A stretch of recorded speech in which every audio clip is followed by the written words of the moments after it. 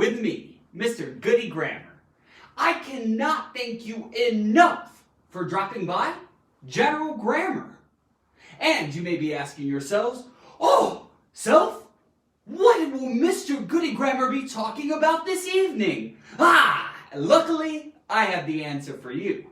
Tonight, we're about to dabble in something that is essential to understand in order to master the English language.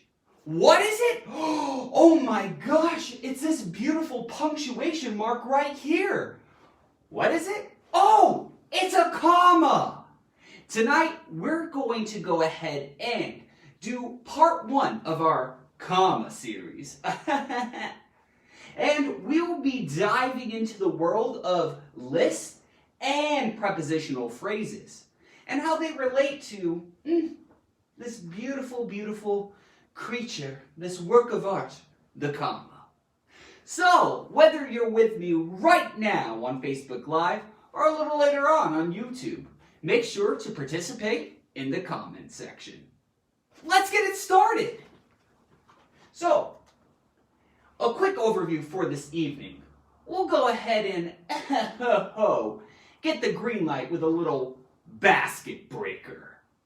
Followed by, oh yeah, we're talking all about commas. Then we'll follow it up with the Grammar Goody Sentence Shoutout of the Week. And then, the saddest parts of the evening, we'll be checking out and I'll be sending you on your way. Okay, cool. So for now, let's go ahead and jump into basket breaker.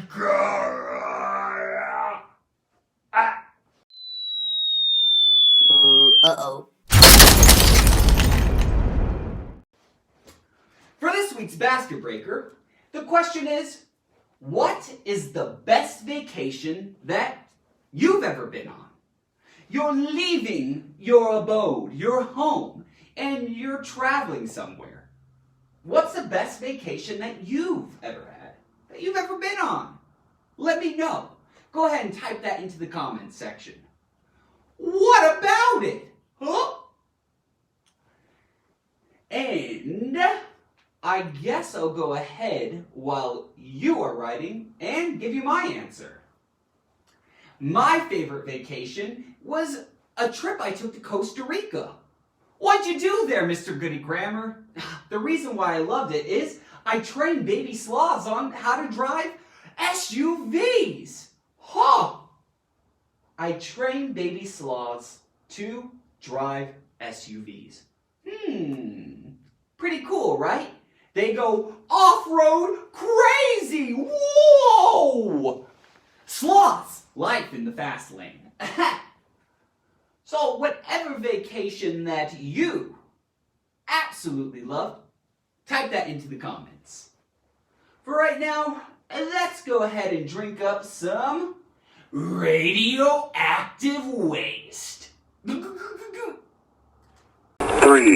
2, 1.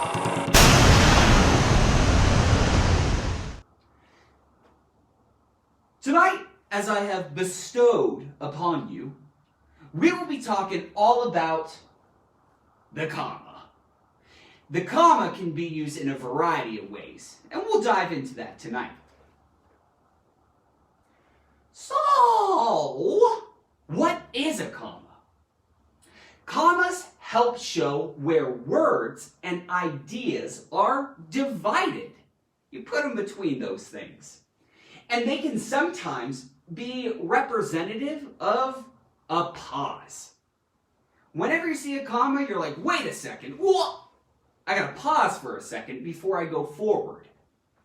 And they can also show the relationship between words and ideas in a sentence. Keep that in mind. Again, a comma is kind of representative of a pause in your sentences.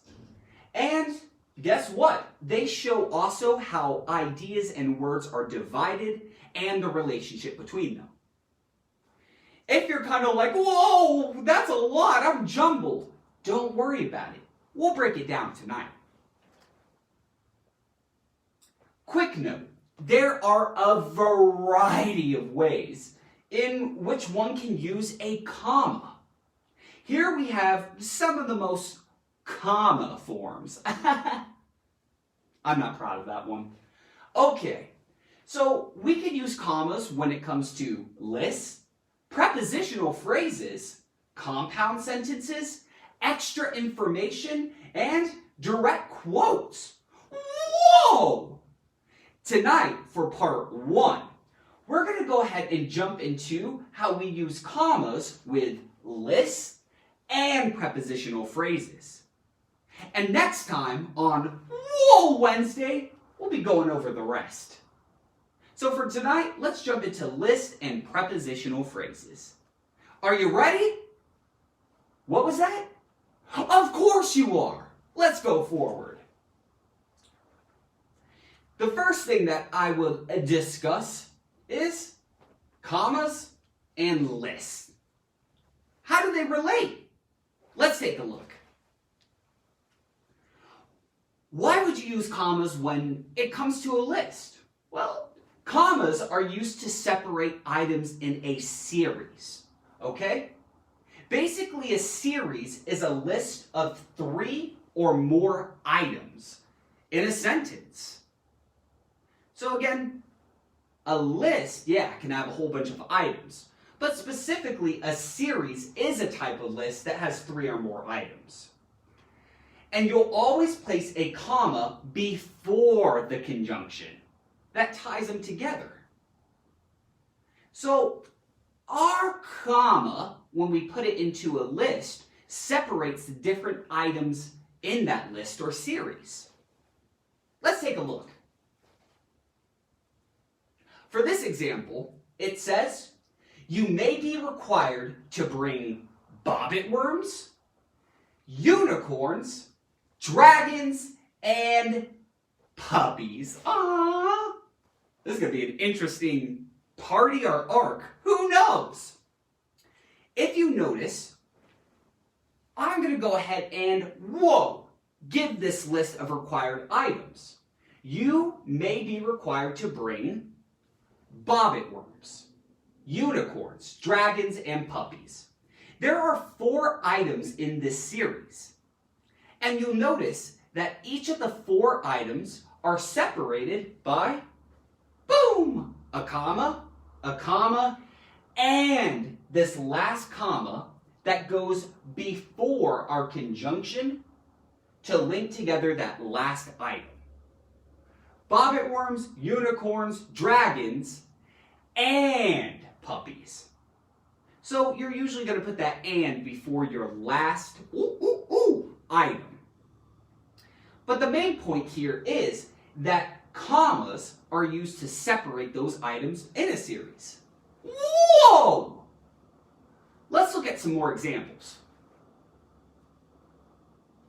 I need to purchase ramen, water, and organs.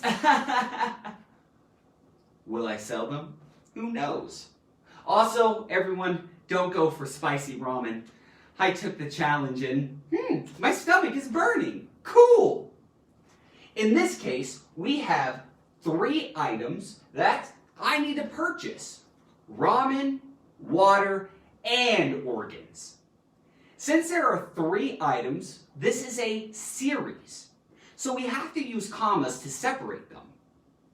I need to purchase ramen, comma, water, comma, and organs. Once again, you'll notice that this comma appears before the conjunction that links these items to the last one. Pretty easy, right? I know. Let's look at this example. He saw Nathan, Mike, and Joey at the watch party. Woo! My peeps. Awesome. Once again, we have 3 items in this series.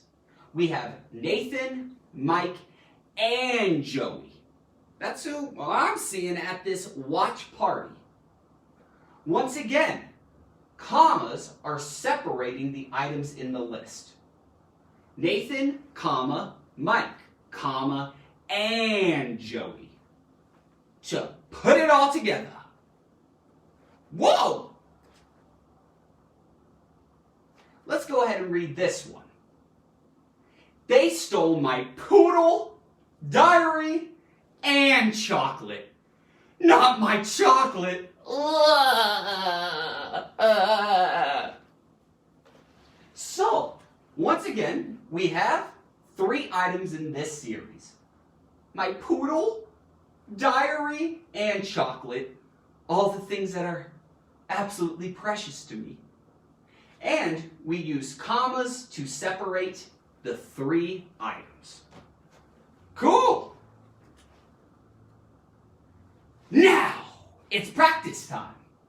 What I want you to do is, in the comments, whether you're with me right now on Facebook Live or a little later on YouTube, participate. In the comments, write an original sentence that has a list or a series with 3 or more items. Again, create an original sentence that has a list with 3 or more items. And then plop that into the comments section. Let's see what you come up with. I bet you have some crazy list. So take a second while I get water.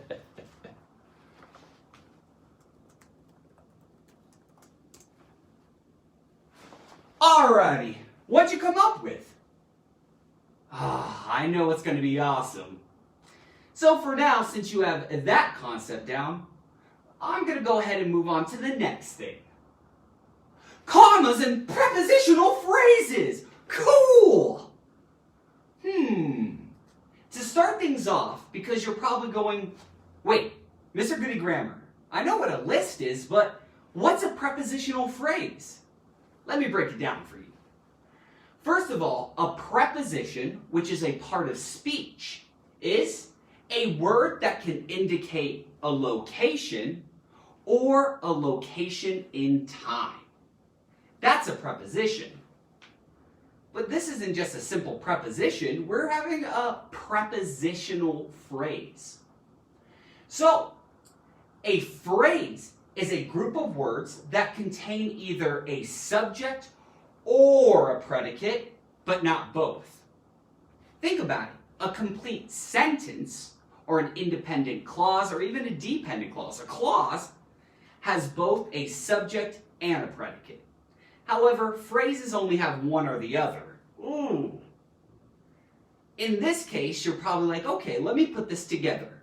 A preposition and a phrase. So I'm guessing that it will be a phrase that has a preposition somewhere in it. And that phrase is probably going to indicate location or location in time with a little bit more description. Let's go ahead and boom! Look at the definition of prepositional phrases.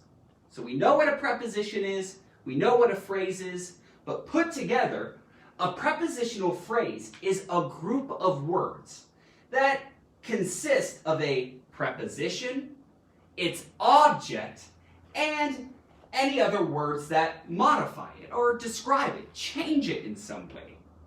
Whoa! That's a pretty intense definition. But you'll kind of see what I'm talking about once we get into the examples. Most of the time, a prepositional phrase modifies a verb or a noun. That goes back to either having a subject or a predicate. A prepositional phrase can modify one of those, but not both. Not right away.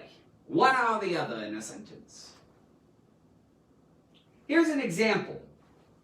I always buy graphic novels from the comic book store on Milky Avenue. Delicious! In this sentence, I always buy graphic novels from the comic book store is our main idea, right?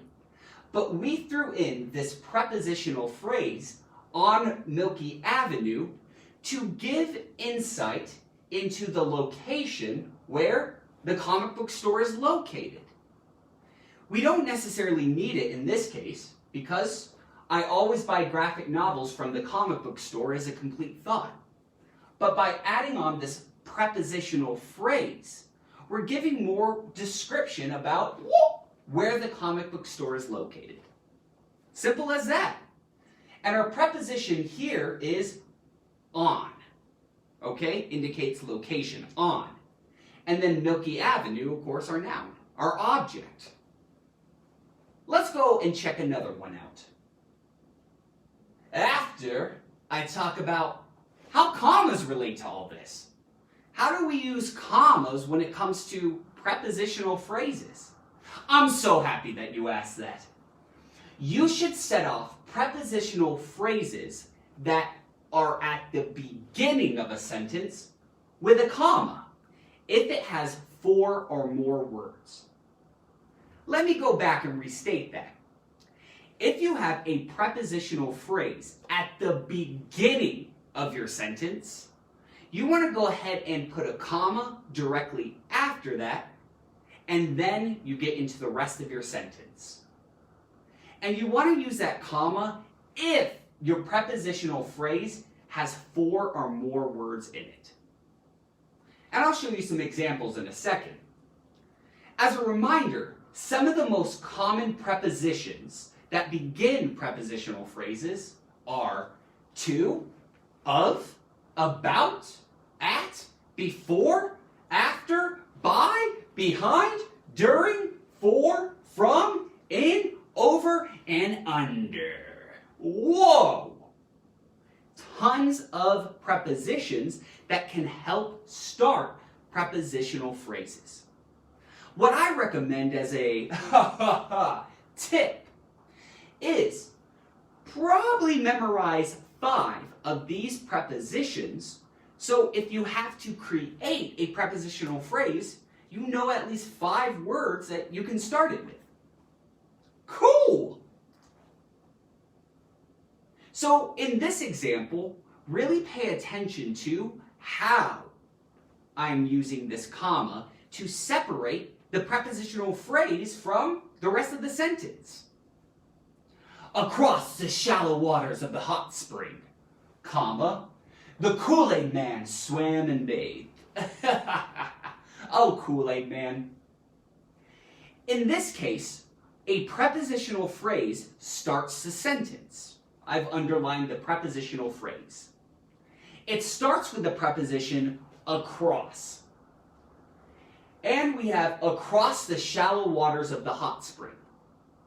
If you notice, there is not a verb in this sentence. This across is modifying, of course, the object, the shallow waters of the hot spring. Since I started my sentence with a prepositional phrase, I need to put this comma right here to separate it from the Kool-Aid man swam and bathed. If I didn't have this comma here, it looks like a giant jumbled mess. You want to have this pause here. It's like a natural pause. And also, this prepositional phrase has more than 4 words. Therefore, boop, boop, boop, we want to use that comma. Pretty cool, right? Again, if your sentence starts with a prepositional phrase and it has 4 or more words in that prepositional phrase, set it off from the rest of the sentence with a comma. Okay, cool. Let's look at this example. In the middle of the night, comma, a few rapscallions pranked their neighbors. Woo! Up to no good, TPing everybody. This sentence does start with a prepositional phrase. First of all, we have our preposition here, in. Then we clarify it even more, in the middle of the night. No verb is apparent in this prepositional phrase. This gives us location in time. That's why it's a prepositional phrase. So in the middle of the night, comma, a few rapscallions pranked their neighbors. Cool! However, I could also write this sentence like this. A few rapscallions pranked their neighbors in the middle of the night. period. If I have my prepositional phrase at the end of the sentence, I don't have to put a comma. But in this case, since I started my sentence with a prepositional phrase, I want to use that comma to separate it from the rest of the sentence. Prepositional phrases are incredible to use because they really set up that context, that specification. I love them! Let's look at this example. During the game, comma, I walked to the concession stand and missed the touchdown. Okay, pretty cool, right? Here we start with the preposition during. During is a preposition that indicates location in time. This happened during this time. So we have during the game, comma, I walked to the concession stand and missed the touchdown. Question, grammar goodies. Can we actually get rid of this comma? Absolutely. Look at it. Our prepositional phrase only has 3 words. Usually, you're not going to use a comma in this case because it's 3 or less words. If I had 4 words, then that comma is definitely mandatory. But here, I'm putting it down because it's a stylistic choice. I want to offset it, so that's kind of up to you. However, if you do have 4 more words, you need to put that comma there. Q! Aren't you still sad I missed out on that touchdown? But I got a big goal. Okay.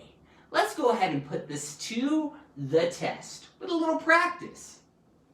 In the comment section, what I want you to do is write an original sentence that has a prepositional phrase. And throw that prepositional phrase to the beginning of your sentence. I want to see how you use commas in your sentences when you have prepositional phrases at the very beginning. Do you know the rules? We'll find out.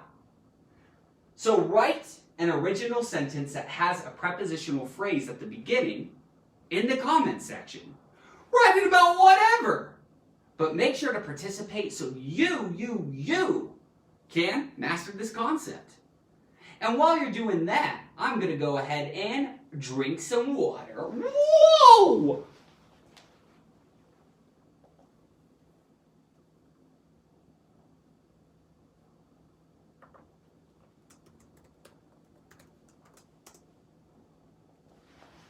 How you doing, grammar goodies? Pretty great?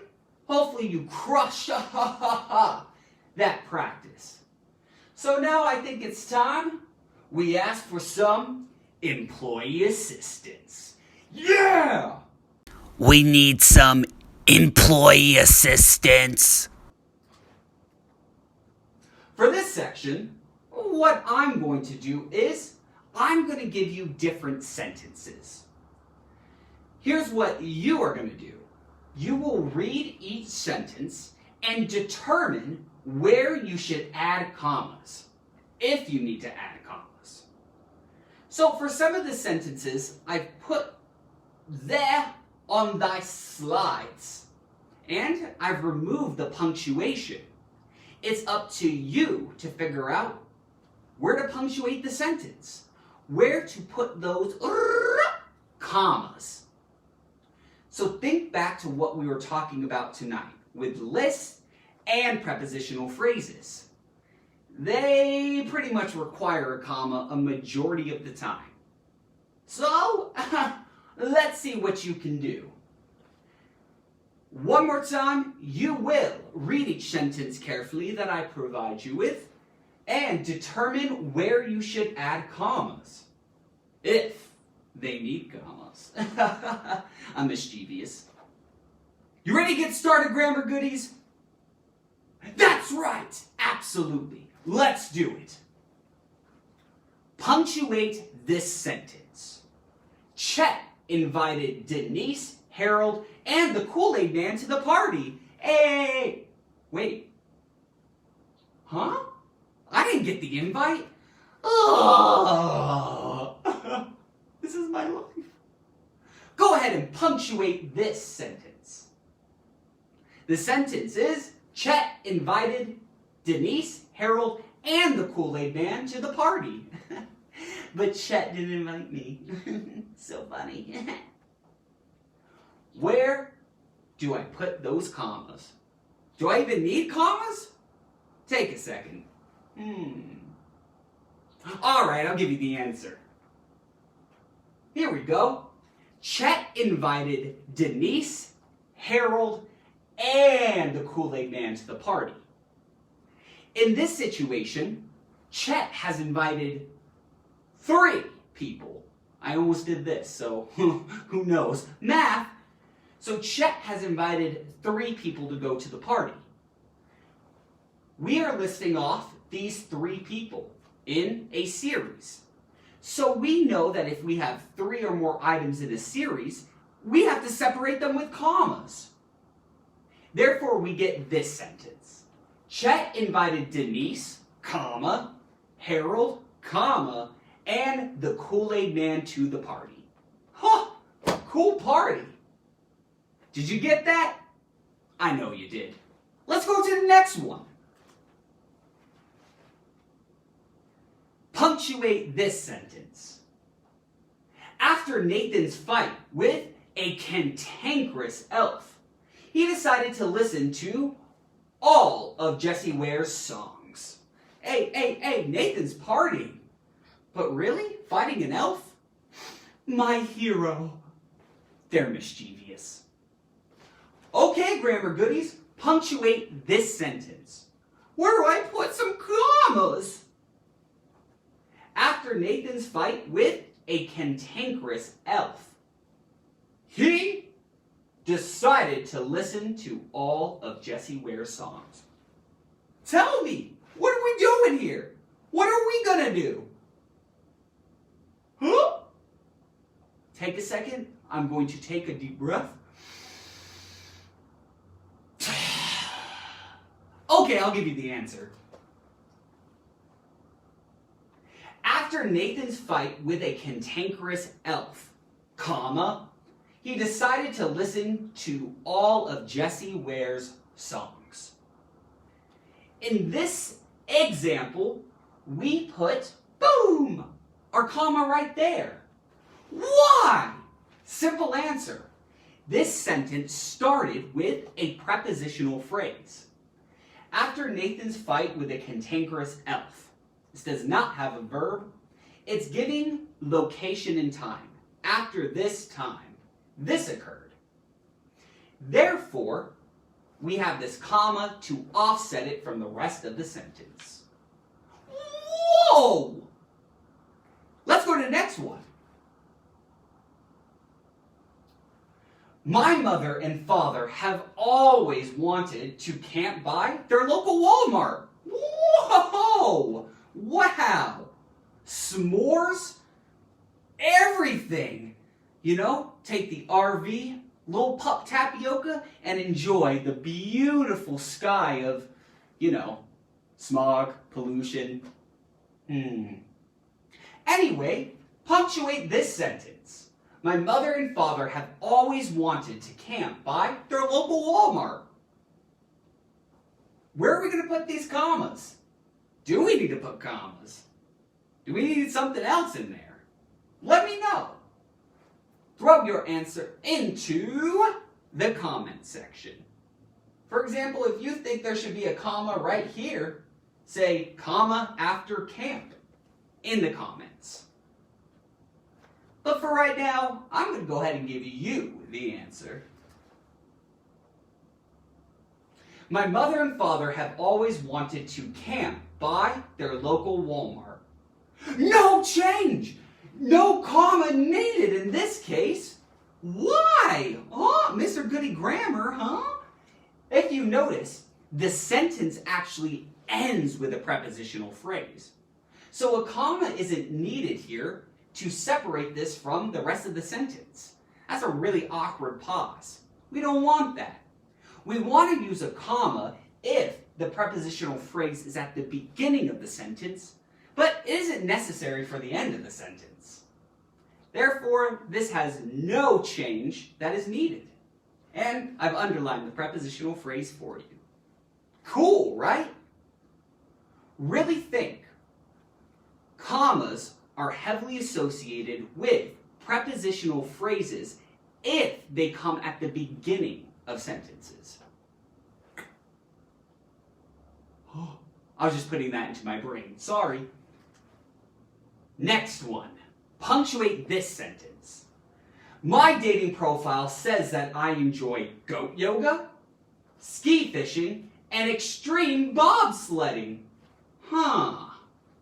There are punctuation marks already in this, but I want you to ask yourself, is this correct? Are the punctuation marks that appear in this where they're supposed to be? Let me know. Take another look at it. My dating profile says that I enjoy goat yoga, ski fishing, and extreme bobsledding. Whoa! Extreme! Extreme bobsledding! Take a second. Okay, I'll give you the answer. Guess what? We don't have to change anything. My dating profile says that I enjoy goat yoga, sky fishing, and extreme bobsledding. We have goat yoga, comma, sky fishing, comma, and extreme bobsledding. So since extreme bobsledding is our last item in this series, we have our conjunction and our comma to tie it to the rest of the list. And since we have 3 items in this series, we need to use commas to separate them. Did you get that one down? I know you did. Whoo! How'd you do? 4 out of 4? 1 out of 4? 0 out of 4? It doesn't matter, grammar goodies. Keep this in mind. I give you these concepts so you can practice them. You might not be, perfect at first, but it takes practice and it takes time to master it. And speaking of mastering and practice in general, I think it's time to check you in the aisle. Let's do an aisle check to see what you've learned. For this week's aisle check, what I want you to do is, please write 2 original sentences. Mr. Goody Grammar, 2 sentences? Yes! The challenge is on. We don't just go downhill and get easier. We like to ramp it up. So, what you'll do in the comment section is, please write 2 original sentences. One sentence should have a list of 3 or more items. The second sentence should have... my mind on a Woe Wednesday. Your second sentence should have a prepositional phrase that starts the sentence. So you will start a sentence with a prepositional phrase. Did you see a couple of examples about that? I know you did.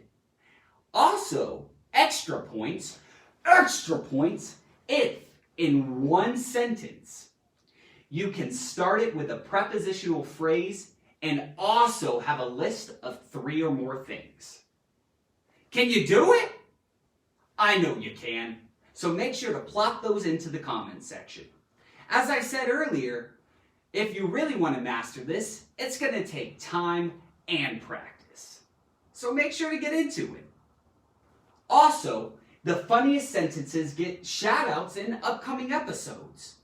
Do you want all the attention to go to you so you can soak it up? Absolutely. But I can't give you that attention or shout-outs if you don't participate. So, get the week every Sunday. Live sessions every Wednesday.